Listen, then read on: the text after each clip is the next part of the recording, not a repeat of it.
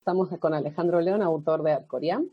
Bueno, el nombre completo es Arcoriam. Arcoriam Eterna, el llamado de la piedra. Arcoriam, iba a decir, me iba a faltar Eterna. Arcoriam Eterna, el llamado de la piedra, cierto. Es tu primera novela publicada con nosotros, con Imperial Book. Y bueno, vamos a hacer una pequeña conversación para presentar el libro, para que la gente lo vaya conociendo y también nos vayas contando un poquito más. Y lo obligado, la pregunta obligada. ¿Qué nos puedes decir, más o menos, sobre Arcoriam? La trama, sobre todo, ¿de qué va? Bueno, en el libro, saco el mío. No Ya estaba está preparado. sí, no estaba preparado, no me lo esperaba. A ver, el libro está basado en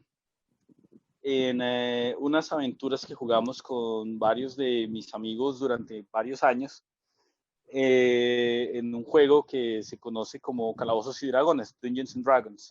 Sí, claro. Sí, resulta que Carlos Zuleta, el dueño de Arcoriam Hobby Shop, que es la tienda de hobbies de aquí de Armenia, una de las tiendas de hobbies de acá de Armenia y la más antigua, pues con él jugábamos varios amigos, Pochi, Libardo, muchos. Jugábamos Calabozos y Dragones, y Zule acuñó este nombre de Arcoriam al mundo que él fue desarrollando, basado también pues en sus propias influencias, ¿no? Las influencias de sus amigos, de Final Fantasy, por ejemplo, etcétera. Y con base en estas experiencias que tuvimos en algún momento, yo dije, quiero escribirlo, y por eso siempre hablo de un legado, ¿no? Y bueno, decidí tomar como una de estas aventuras, empezar a indagar con mis amigos, recordar, porque eso fue hace muchos años, ¿no? Eso fue hace muchos años, entonces empecé a indagar, a recordar, a recopilar información y empecé a escribirlo. ¿De qué trata Arcoriam Eterna, el llamado de la piedra? A ver, esa es la parte más difícil, porque tiene uno que empezar a tratar de hablar sin hacer spoilers del libro, y Claro. esa es la parte complicada. Digamos que hay fuerzas, hay ciertos tipos de fuerzas que mueven el mundo, que mueven Arcoriam. Y entre este tipo de fuerzas hay allí una que cae en manos de una raza que se conoce como los elfos impuros. Sin embargo, dentro de esta raza de los elfos impuros hay una mujer de nombre Krina que encuentra, o sea, se da cuenta del verdadero potencial y el verdadero significado de este poder oculto, y decide que tiene que poner a salvo a su gente, ponerse a salvo ella misma, a pesar de las consecuencias que esto deba tener o que vaya a tener. Y al mismo tiempo se va desarrollando la historia de Scar, que es un mercenario de tierras. A ver, la historia se desarrolla en Villa de Solaria, que queda en el continente de Evland, dentro del mundo. Sin embargo, el mercenario es de unas tierras que se llaman Belcar, que es otro continente, es, digamos, un extranjero en tierras extrañas. Okay. Y él tiene que, pues, él tiene que ir allí manejando sus situaciones, las cargas emocionales y las cosas por las que ha venido pasando, y trata como de aislarse. Y allí, en ese aislamiento que trata de alcanzar, el destino, digamos, lo persigue hasta ponerlo allí en medio de todas estas situaciones. Y a partir de ese momento, este mercenario y otros mercenarios más que van, digamos, formando parte de esta aventura, pues van viviendo la situación que está allí planteada desde el libro. Se tratan de dejar como rezagos por allí de ciertas situaciones, y bueno, en fin, es complicado. Creo que lo más difícil que uno puede hacer es tratar de hacer una sinopsis sin hacer spoilers. Me parece realmente difícil. Sí es. Pero en fin, digamos que eso es principalmente en lo que se basa el libro. Claro, bueno, podríamos decir cómo empieza, para no seguir contando cómo sigue. Muy bien, me parece súper interesante la parte de que provenga de un juego de rol, de Calabozos y Dragones. ¿Tú, la mayor parte de la narración provino del juego o fue el juego el que te dio el espacio y después tú creaste la relación entre los personajes? Hay un poco de todo, hay un poco de todo. ¿Por qué? Porque, a ver, digamos que el mundo, por ejemplo, estaba allí, se venía trabajando desde muchos años atrás, con Carlos principalmente, y luego los que empezamos a dirigir también el juego, como Jorge Mario, ¿cierto? Como Manuel y mi persona. Nosotros fuimos desarrollando y dándole elementos a ese mundo que Zule, porque Carlos pues ya había venido desarrollando. Pero el mundo también se desarrolla con los jugadores. Entonces, Jorge Mario como jugador, Libardo como jugador, Sebastián como jugador, Juan José, mi persona, Carlos, todos vamos aportándole y todos vamos construyendo. Hay cosas que pasan, o sea, o que han ocurrido que no podrían haber ocurrido de otra forma si no hubiésemos estado allí tomando decisiones, lanzando los dados. Así que hay una parte de construcción muy importante en ese lado. Y pues ya la otra parte, digamos, de la construcción de la narrativa, es lo que aporto yo, digamos, más fuertemente. Por ejemplo, los diálogos. Los diálogos son algo que pues, Claro. no está escrito. Se dijeron cosas, pero ¿quién recuerda todo lo que se dice textualmente? Entonces lo que yo hago es construir los diálogos, construir de una forma más tridimensional los personajes, apoyándome obviamente en esas ayudas que mis amigos me brindaron. Entonces los hago más tridimensionales, les doy, no, ¿cómo se le llama? El background. Le doy background a todos esos personajes.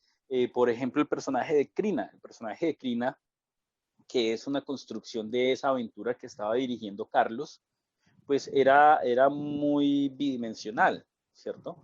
¿Por qué? Pues porque era como cuando uno juega un videojuego y está el NPC, el personaje ahí con el que tú hablas y él te dice una frase, ¿cierto? Te dice una frase siempre que hablas con él, te va a decir la misma frase. Entonces, digamos que algo así pasa con estos personajes. Son más bidimensionales, casi no se ven.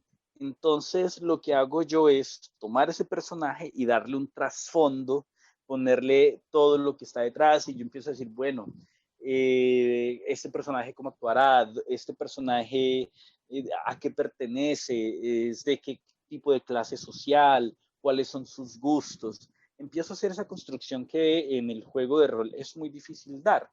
¿Sí? El tabernero, por ejemplo, Willis, que es uno de los primeros que aparece en los primeros capítulos. Eh, un personaje de estos, y te pongo un ejemplo, cuando tú ves una serie como The Witcher, ¿sí? Que salió hace poco en Netflix, tú ves a Geralt de Rivia llegar a la taberna y hablar con el tabernero y le sirven su cerveza y ahí acaba el papel, ¿cierto? Ese es el papel. Pero en el libro tú tienes que darle más información al lector sobre estos personajes, ¿sí? Entonces, cuando llegan con Willis, yo tengo que decir, bueno, ¿cómo es Willis? ¿Qué tipo de personalidad tiene Willis? ¿Cómo atiende a la gente? ¿Tiene una niña? ¿Tiene un niño? ¿Tiene esposa? ¿No tiene esposa? ¿Qué pasó con su familia? ¿Está ahí? ¿No está? Todo eso hay que irlo construyendo.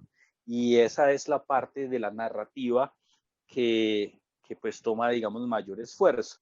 Las descripciones de los combates, las descripciones de los lugares, todo eso hay que desarrollarlo porque básicamente Calabozos y Dragones es eh, una construcción oral, ¿sí? Es una tradición oral. Tú cuentas historias y tus amigos y los de tu comunidad las conocen, pero de boca en boca, como si fuéramos, no sé, vikingos, ¿sí? Pero al llevarlo al escrito, pues hay muchas cosas que uno tiene que componer, que no están ahí puestas y que no son obvias. Una de las partes de pronto más fáciles de trabajar fue la ambientación del lugar, de Villa de Solaria. Solaria es lo que se conoce en el libro como el centro de Ebland, del continente. Está ubicada como en el centro y hacia el norte. Pero, por ejemplo, Carlos, las descripciones que hacía de sus paisajes cuando jugábamos eran increíbles. Uno vivía el momento y las descripciones que yo hago, por ejemplo, de Solaria, son gracias a que Carlos lo hacía tan bien que yo pude casi que transcribir las escenas que nos representaba y los sentimientos que nos generaba a nosotros estar allí, que era básicamente de desespero, debido a lo pesado que era Villa de Solaria. Digamos que esa es la parte más que fue más fácil traer. Todo lo demás, pues fue una construcción de tiempo, mucho tiempo. Interesante, pero fíjate, es muy llamativo retomar un juego de rol como que, no, bueno, no digo que esté despegado de ninguna manera, pero que tal vez en otras tradiciones literarias también se le había ocurrido pensar que jugando rol puedes escribir literatura, ¿no?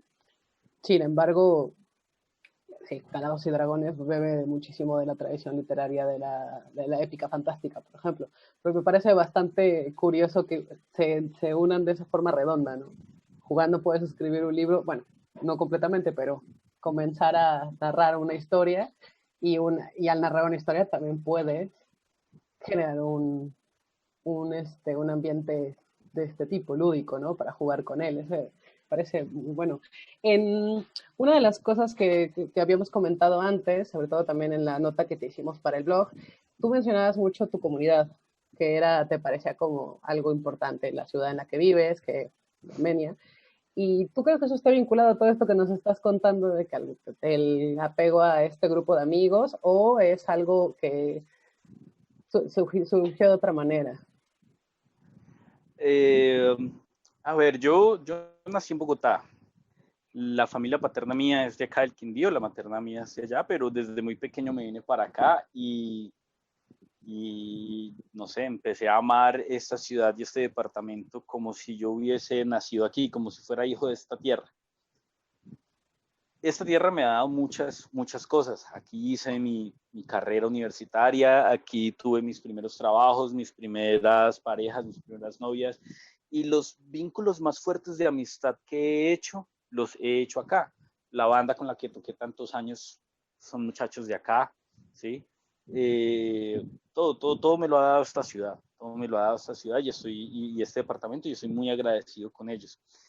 Y sí, por eso mismo, a ver, quería mencionar dos cosas y una era cuando hablabas de esto, de cómo un juego de rol nos puede llevar a construir literatura. Eso está muy ligado a muchos escritores que yo he leído, bueno, tampoco he leído tantos, pero he leído muchos autores basados que se basan en estos juegos de rol para sus libros, ¿no? Uno de ellos es Salvatore, no sé pronunciarlo bien, que está basado en el mundo de Forgotten Realms, que es un mundo de calabozos y dragones de la Wizard of the Coast, ¿sí? Y eso fue parte de esa inspiración que me dio a mí el escribir el libro.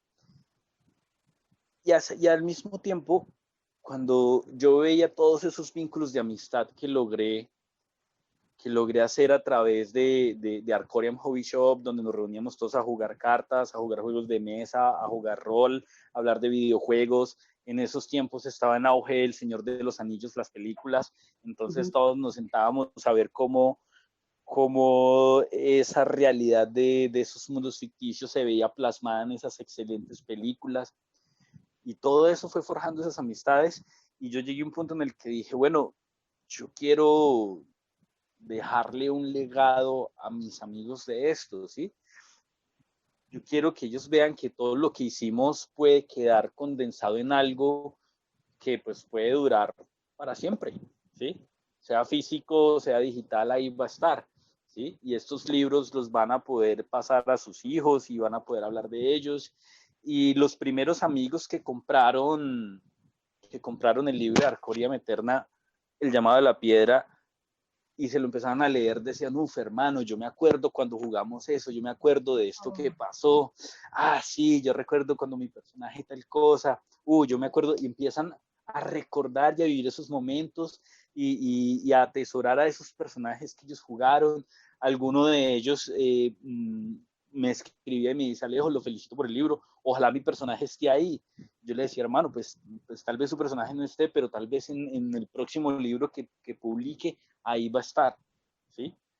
Entonces era muy bonito ver cómo esos amigos, o sea, estar agradecido de lo que me dieron mis amigos y ver cómo mis amigos están agradecidos de que esto se haya hecho, de que tengamos este recuerdo para todos. Y eso es muy lindo, es muy bonito.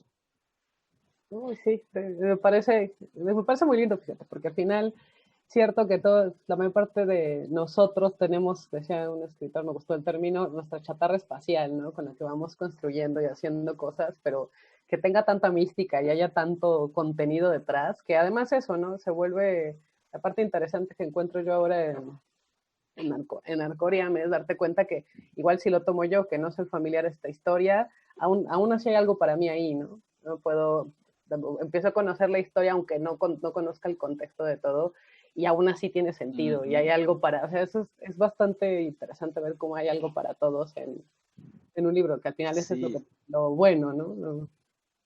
mira que, por ejemplo, una amiga muy cercana mía, Diana, eh, a ella con este mundo de fantasía no tiene nada que ver. Conoce El Señor de los Anillos y pare de contar.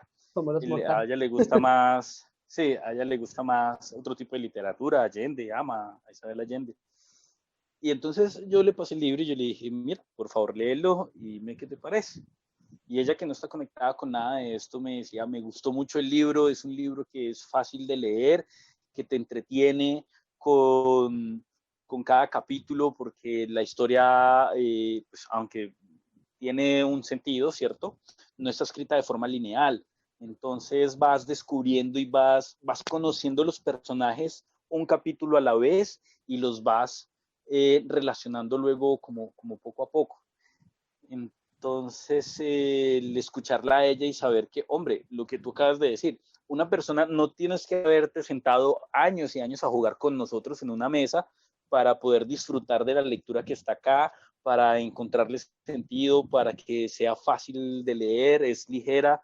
Tengo amigos que lo leyeron en casi que 2 días, así pues de corrido, porque les atrapó la historia y sin tener que conocer la historia, sin tener que haber estado viviendo eso allí. Y eso es importante, creo yo. Bueno, eso es bastante, es difícil de lograr, ¿eh? Cuando escribes algo, que alguien que no te conoce de nada o que no conoce de nada de lo que estás escribiendo le mueva, es bastante poderoso. Pues qué bueno, te iba a comentar, ahora que mencionas, ¿no? Que Arcoriam es una construcción tan complicada, bueno, no complicada, me gusta la palabra más bien intrincada. ¿Qué tan difícil fue escribirlo? O sea, el poder desarrollar un mundo tan articulado. Es difícil, es difícil. Hay que tener en cuenta y esto hay que ser enfático en esto. Hay que recordar que la construcción del mundo empezó con Carlos y Carlos es quien ha sostenido, digamos, el mundo y quien lleva la batuta en este trabajo. Y nosotros, Manuel, Jorge Mario, mi persona, hemos dado aportes a esto, ¿cierto? Entonces, por ese lado, ya hay un piso donde sostenerse. No es como Tolkien que desde cero creó un mundo súper absurdo que uno dice, pero este tipo de dónde saca tantas ideas. Pero digamos que es más como el trabajo de Salvatore, una persona que ya tenía un mundo preestablecido como Forgotten Realms, donde se le dio libertad artística para trabajar, que es lo que hacemos con Carlos. Sin embargo, fue muy difícil en cuanto a que yo no he estudiado literatura de ninguna manera, o sea, uno trabajar la gramática y bueno, como todo este tipo de cosas es complicado y me tocaba entrar a revisar y aprender cómo hacerlo, cómo escribirlo, en qué tiempos era mejor escribir el libro, cuál era la forma tradicional de hacerlo y todo eso pues lleva tiempo y el español, aunque es un idioma hermoso, pues es un idioma complicado cuando uno lo va a ver desde la estructura. Eso fue complicado para mí aprenderlo y todavía lo estoy aprendiendo, es difícil.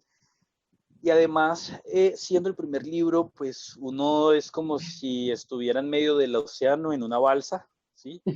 Y con un remito. Y entonces uno es como, bueno, ¿y para dónde he hecho con este remo? ¿Para dónde? ¿Para dónde me muevo? Empezar a construir los personajes, empezar a construir la historia, hacer que tenga sentido. Bueno, estos personajes van a llegar a este punto, pero ¿por qué? ¿A razón de qué si ellos venían de aquí y entonces por qué van a llegar allá? Ellos van a hacer esto, pero ¿qué los motiva? Listo, a este man lo motiva esto, pero ¿y al otro? ¿El otro por qué tiene que estar ahí? Es como cuando uno lo invitan a alguna parte y uno dice, ¿yo para qué voy a ir por allá? Yo no voy, vayan ustedes. ¿Sí? O Claro. sea, ¿cuál es la razón, el motivo para que ellos estén enganchados y se estén moviendo a través del mundo? Había que encontrar esas razones por cada uno de ellos y no era fácil. La forma en la que se conocen algunos, el gancho para que ellos, siendo de algunos personajes desconocidos, deciden trabajar en equipo, ¿no?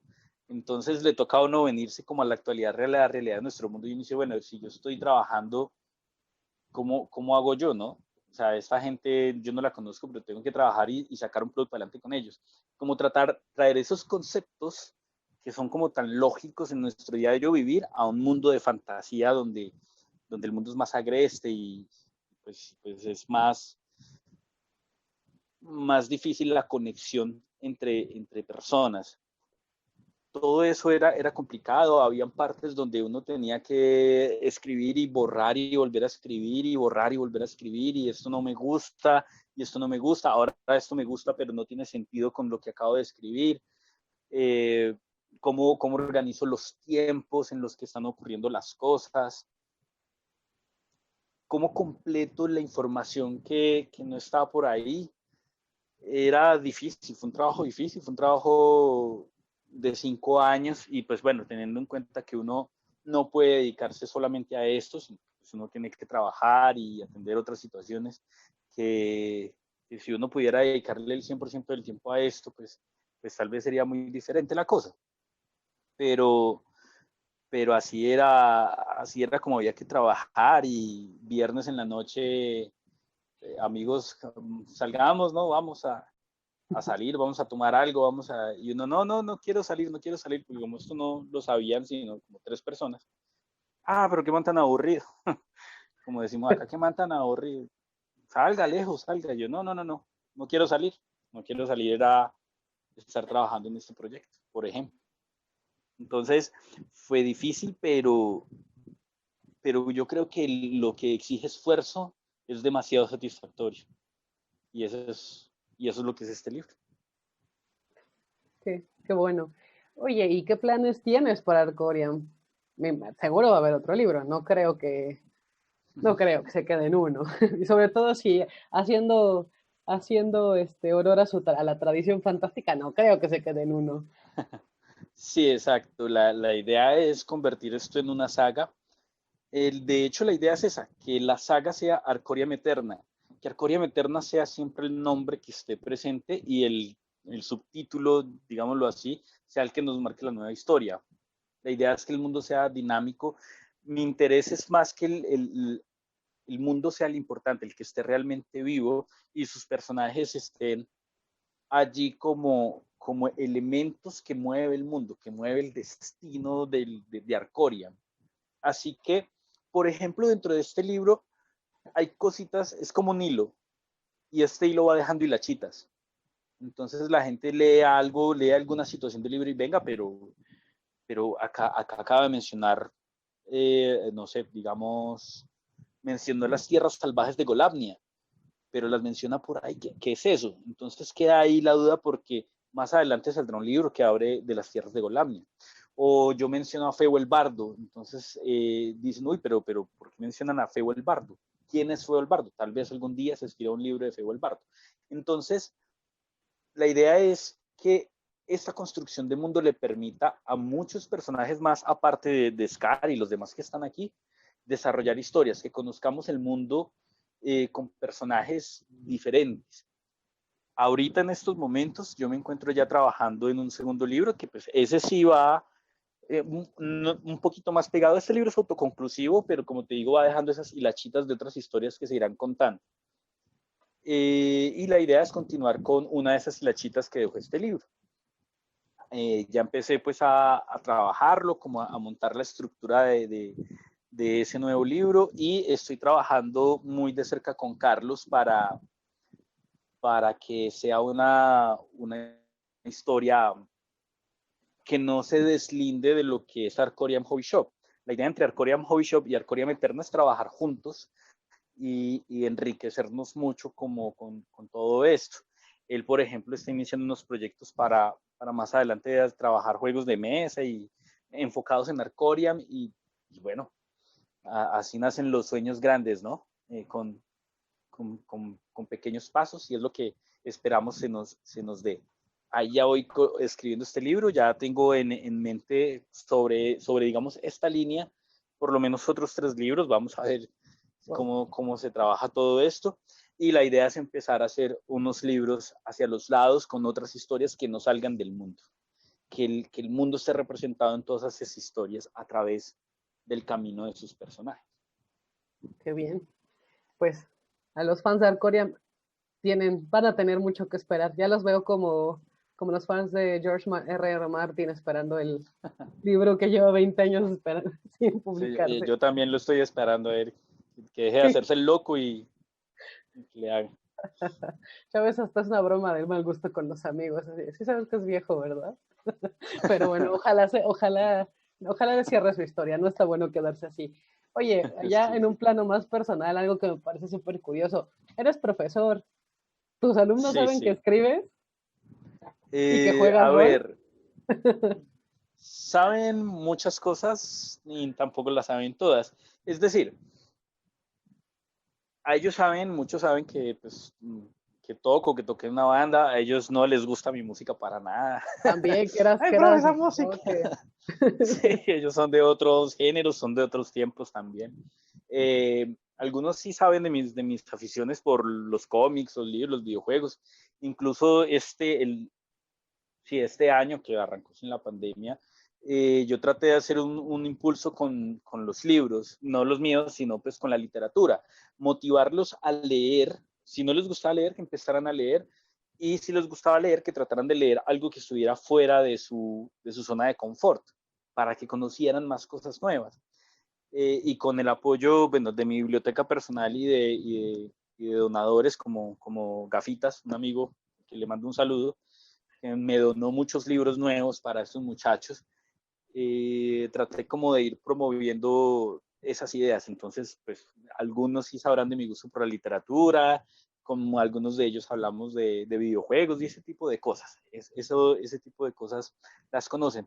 Sin embargo, el libro como tal solamente se los diga a conocer ya sobre el final.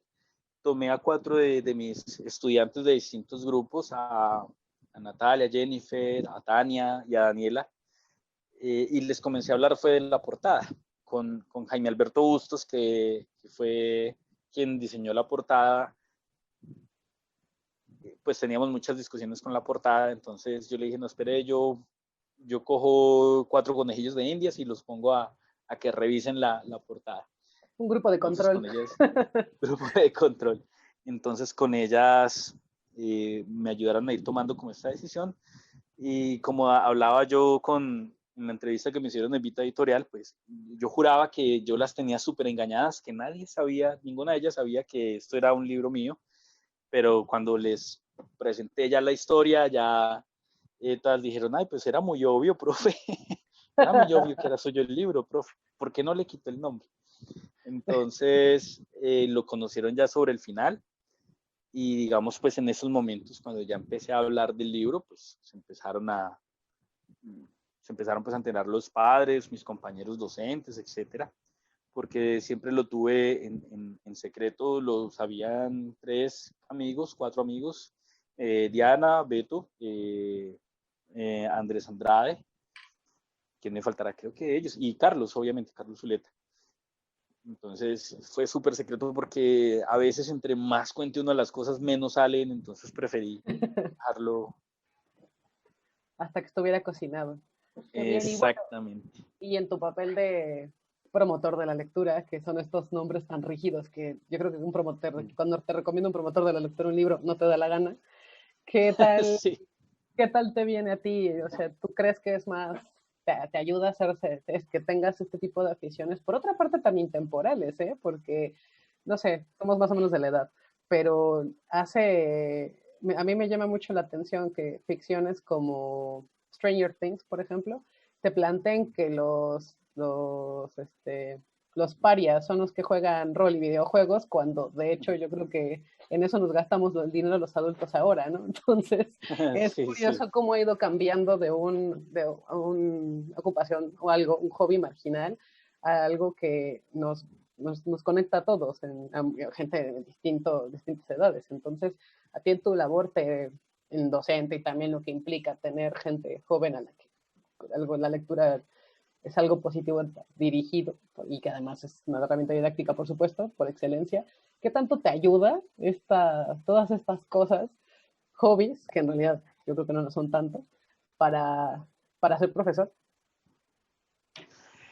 Yo creo que a lo que tenemos, a ver, nuestra generación es la que está un poco como partida. Nuestra generación en estos momentos está un poco partida en la gente que sus cosas de infancia se quedaron en la infancia y son más como nuestros papás.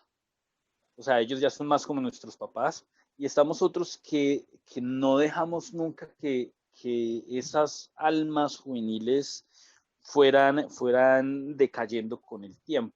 Y tenemos la posibilidad de conectarnos con ambos mundos, no al nivel de un muchacho, porque pues, las ventajas de las décadas pues, representadas como generaciones, pues nos dan alcance, ¿sí? Siempre. Pero, pero tener la flexibilidad y la capacidad de poder disfrutar de un juego de video, de un anime, cualquiera menos Naruto, mentiras, para molestar por allá a algunos estudiantes. O sea, la capacidad de disfrutar de un cómic, la capacidad de disfrutar de un anime, la capacidad de disfrutar de un videojuego, de, de poder verlos a ellos y entender y aceptar esas formas de expresión de ellos, ¿sí? Creo que eso hace más fácil la comunicación con varios de los muchachos. Yo trato en mis clases, por ejemplo, te doy un ejemplo de cómo trato yo de acercarme a ellos gracias a todo esto. Cuando llegó el octubre, ¿no? El mes de las brujas, de los disfraces, empezó a haber una moda entre los estudiantes que se conectaban a Zoom y se vestían todos de fantasmas con un ritmo de música de fondo. Entonces, claro, cuando el profesor pedía que pusieran la pantalla, todos empezaban a aparecer como si fueran fantasmitas con sus sábanas puestas encima. Entonces yo dije, pues no, pues yo me les adelanto. Entonces yo a los muchachos de noveno les hice un video donde yo era el que estaba disfrazado de fantasma. ¿Sí? Entonces lo que hice fue romper, o sea, cuando uno rompe ese muro que se pone entre el estudiante y el profesor sin que se falte el respeto y sin que se pierda, digamos, la jerarquía eh, claro que jerarquía es una palabra fea, pero digamos la jerarquía de que, o sea, soy su docente, creo que eso ayuda, ¿no? Poder tratar de acercarse, o sea, no que ellos se acerquen a nuestro mundo, no decirle a ellos, es que en mis tiempos las cosas se hacían así, entonces hágalas como se hacían en mis tiempos, no, sino, bueno, yo más o menos entiendo cómo es su mundo y pues voy a tratar de llegar a usted a través de su mundo. O sea, voy a ser yo quien comprenda su mundo porque su mundo es el que va a empezar a mandar y no que usted trate de ajustarse a mi mundo que ya murió en el Cretáceo por allá hace mucho. Creo que eso, sí, creo que eso es lo que permite que haya mejor comunicación y mejor entendimiento. Igual, pues son los muchachos los que tienen que decir sí o no, porque pues habrá más de un muchacho que dirá, oigan a este cucho, como le dicen a uno, oigan a este cucho de lo que está hablando, este man me cae malo. ¿Sí? Como habrán otros que lo quieren a uno mucho, eso es muy variopinto todo. bueno, es una cosa totalmente de simpatía, pero es verdad que, Sí, claro. mira, ya el hecho de que jerarquía, nos cuesta hablar de estas cosas, que estamos acostumbrados y es verdad, ¿no? Como que el salto fue en nuestra generación entre que ciertas cosas, y mira, lo extrapolo a la literatura, que está como lo formal y lo informal, ¿no? Y que había cosas que no se podían aproximar si no era desde el caos, y puede haber un respeto perfectamente y la coexistencia. Y es verdad que como profesor, por ejemplo, la idea de tener un profesor tan cercano a nuestra generación era algo muy, muy extraño. En cambio, Ujú. ahora que somos nosotros los que estamos dando clase, no creo que haya poca gente jugando calabozos y dragones entre los Sí, sí. docentes. Eso está bueno, sobre todo por todo lo que viene. Pues no sé si quieras comentar otra cosa. Me dijiste algo que tenías un evento próximamente. Sí, sí, con los muchachos de Vita Editorial de acá de Colombia, se va a hacer el Vita Fest la próxima semana, del 8 al 13, donde se va pues, a estar charlando con varios escritores, con de esos términos jóvenes que me cuesta a mí. Ahí es cuando ya uno sabe que, como dicen en tu país, uno es un chavorruco. Yo no sabía que el Tun, término se había exportado. sí, sí, sí, sí. Tuntubers creo que se llaman, gente pues de diseño gráfico que hace como caricaturas para webs y Tunwebs. Es que lamento mucho de quedar ahí, digamos, un poco mal al respecto, pero no recuerdo bien, pero digamos que es como todos estos medios digitales que están como relacionados con la cultura literaria o visual, van a tener ese espacio allí en el Vita Fest. Yo voy a estar participando el día martes a las 7 de la noche. Voy a Ujú. estar con J. de Lombo, quien escribió la saga de Angam, y voy a estar con Sergio Gómez, quien escribió Project City Hunter. Otros dos escritores, pues también colombianos, también naciendo en este nicho, ellos muy enfocados creo que en lo digital. También pues aprovecho de pronto para hacerle una cuñita a Vita Editorial y su libro Piso 8, que es un libro de terror digital con una, digamos, sustancia. Tienen el libro en audio también. Bueno, tienen como una experiencia muy bacana también, entonces les hago la cuña ahí a ellos que, que no tengo sino agradecimientos para ellos por colaborarme tanto también. Pásanos el enlace, pero también lo ponemos en las redes para que le echen un vistazo. Vale, Oye, y qué claro bien, que sí. entonces Sí. me llama la atención, hay un ecosistema entonces de escritores de épica fantasy. Es que, a ver, el término fantasy me genera ruido, pero a mí me genera ruido porque yo como soy un poco más atrevida, que tiene una connotación negativa, pero no creo que sea justo, ¿no? Al final, la ficción es un universo enorme y todos cabemos. Pero bueno, no sé si ustedes le den la misma carga entre decir fantasy o fantástico, género fantástico. Pero bueno, eh, entonces existe un buen ecosistema de escritores, por lo que estoy escuchando. O sea, hay mucha actividad. Sí, mira que cuando yo terminé el libro, y de hecho ahí en la nota que me hicieron en BookBook yo mencionaba eso. Yo decía, yo no sé si hayan más escritores en Colombia, pero estoy casi seguro que soy el primero en el Quindío que escribe sobre literatura fantástica. A través de Todo Lo Geek, los chicos de Vita Editorial se enteraron de mi publicación y me invitaron a participar de una entrevista. Y eso fue, no sé, como haber caminado por el desierto y encontrarse un oasis, o como cuando estás en una fiesta y no conoces a nadie y de pronto llegan los que conoces ¿No? y ya no te sientes como Encontrarte a ahí, los de como, tu especie. exacto, exacto. Entonces como que yo dije, uff, qué genial saber que hay más escritores en Colombia que aman esto, que se dedican a esto, incluso que tienen una construcción no igual, pero similar. O sea, como tú dices, que construimos un ecosistema, y haberse dado cuenta de eso fue genial, fue espectacular, porque uno tiene ya una red de apoyo y uno tiene una red de comunicación. Y aunque, pues, digamos, yo apenas estoy empezando a conocer a este nuevo grupo de escritores, pues empieza uno a tener no sé cómo, es como Tolkien y Lewis. Lewis es el escritor de los cuentos de Narnia, Tolkien Pero, pues sí. de los Anillos, ¿cierto? Es como tener eso, ¿sí? Como tener eso, pero como más gente, o el círculo de Lovecraft.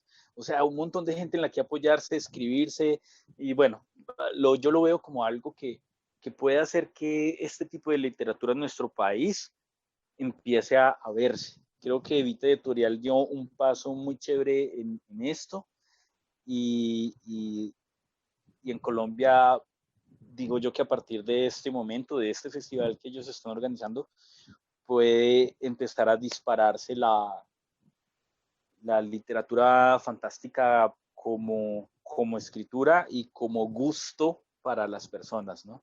Es decir, ojalá en la universidad yo hubiese tenido la oportunidad de decir, así como conocí a estos escritores, decir, uff, qué genial que conocí, qué brutal que conocí un escritor colombiano de literatura. Y tal vez este es el primer paso que empecemos todos a dar en ese sentido, en que muchos universitarios, muchos estudiantes de colegio empiecen a tener gusto no solo por esa literatura de afuera, sino por esta literatura creciente que está en nuestro país y en nuestro continente latinoamericano. Pues sí, que también nosotros podemos escribir eso, ¿no? A veces pareciera que, yo recuerdo algo que me lo comento porque me parece súper triste, que bueno, en España, muchas autoras de romántica firman con nombres falsos, con apellidos anglos. ¿Por qué? Porque la mayor parte de los autores son extranjeros. Sí, Pero eso demuestra que lamentablemente muchas veces no aprecia ciertas cosas si no vienen de fuera, ¿no? De la fuente que los sí, legitime, en lugar de defender que pues también aquí se puede hacer eso, ¿no? Nosotros sí, también sí, podemos hacerlo, probablemente hasta lo hagamos mejor. Así que, ¿por qué no? totalmente cierto. Pues un gusto haber hablado contigo. No sé si quieras que abordemos También. algo más o comentar otra cosa. Eh, no, creo que comentar solamente que, pues a ver, no, es que no sé ni cómo terminar, simplemente como dar las gracias. Tengo que dar muchos agradecimientos nuevamente a mis amigos, a Carlos Apochi, a Libardo, a Jorge Mario, a Bob, a todos, muchas gracias. A todos mis familiares y mis amigos que me han apoyado con la compra del libro, o que así sea me hayan felicitado. Hombre, el que te escribe y te dice te felicito, sigue adelante, ya le está aportando a uno mucho. Gracias a todos por ese apoyo. A mis 4 conejillas de indias, a mis 4 hijas del colegio, también darles las gracias por su apoyo. A Beto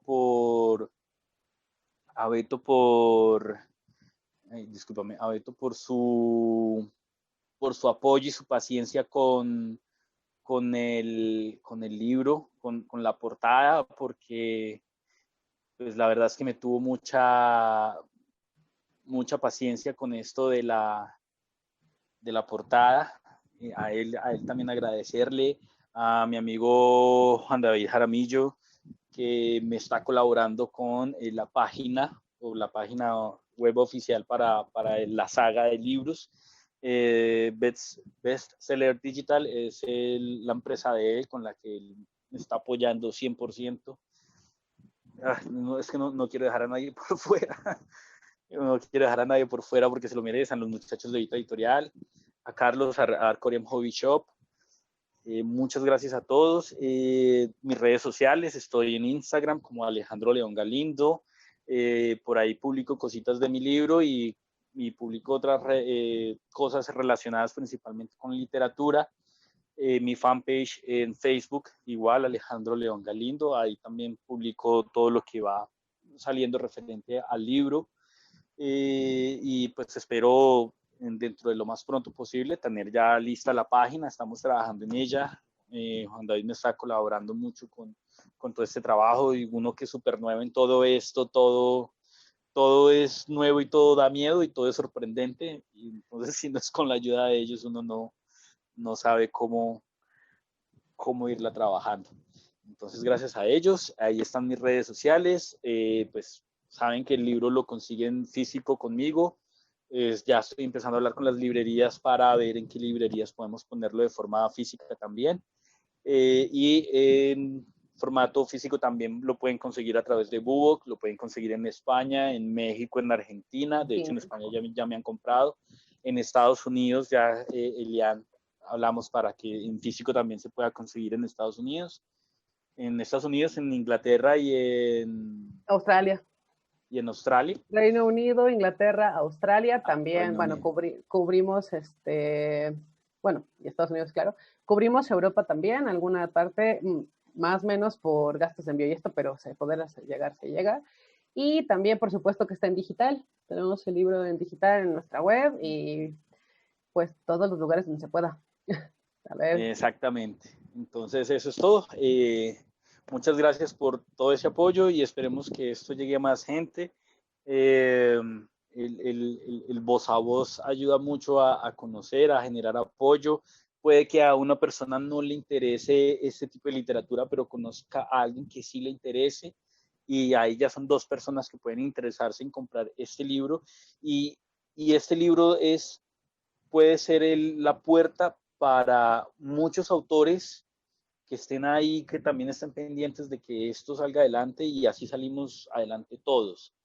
Justo te iba Eh, a comentar que algo que me parece súper interesante con tu proyecto y que es muy importante como autor es que tengas una red de apoyo, pero también que la vayas trabajando, ¿no? Que no nada más, y eso es algo que es importante y es muy, muy provechoso, que no nada más vayas ahí y compra mi libro, ¿no? Sino generar, sí, sí, no, buscar como decías tú, un ecosistema, ¿no? O sea, un grupo de gente a la que les interese, más allá de la compra de inmediata, sino empezar a generar todo un grupo, una comunidad acerca de algo es súper valioso. Como autores es muy importante. sí, sí, totalmente cierto. Y creo que eso sería todo lo que se me ocurre por ahora, por ahora decir. Pues muchas gracias por darnos este ratito. También muchas Sí, gracias a sí, por toda su la tiempo. gente que se puso en línea con nosotros y pues esperamos vernos pronto a organizar otra cosa y que sean más autores colombianos los que estén por acá escribiendo Por mundos supuesto que fantásticos. sí. Pues Sí, un abrazo muchas a todos. gracias. Muchísimas gracias, Alejandro. Hasta luego. Muchas gracias. Que estén muy bien. Chao.